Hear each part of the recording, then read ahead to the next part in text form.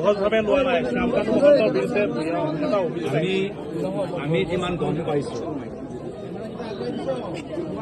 আমি যিমান গম পাইছোঁ যে ছিংগাপুৰত এটা পষ্টমৰ্টম ৰিপৰ্ট তাত বনাব। পষ্টমৰ্টম ৰিপৰ্টত বহুত গুৰুত্বপূৰ্ণ কথা আমি গম পাম। চৰকাৰে সেই সময়ত যিসকল জুবিন দাৰ লগত আছিল তেওঁলোককো প্ৰশ্ন সুধিব। আমি সকলোৱে তথ্যবোৰ জানিবলৈ বিচাৰোঁ আৰু সেইকাৰণে গোটেইবোৰ তথ্য ময়ো নাজানো।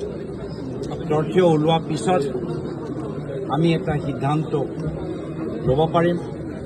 মই পুনৰবাৰ কৈছোঁ যে আহক এই সময়ত জুবিন দাক স্মৰণ কৰা সময়,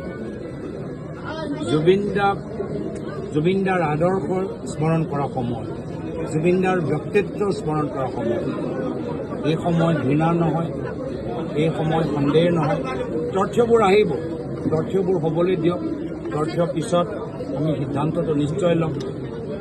কিন্তু এই সময় আমি আহক, আমি সকলোৱে জুবিন দাক এটা ঐতিহাসিক বিদায় দিয়াটো আমাৰ বাবে উচিত হ'ব।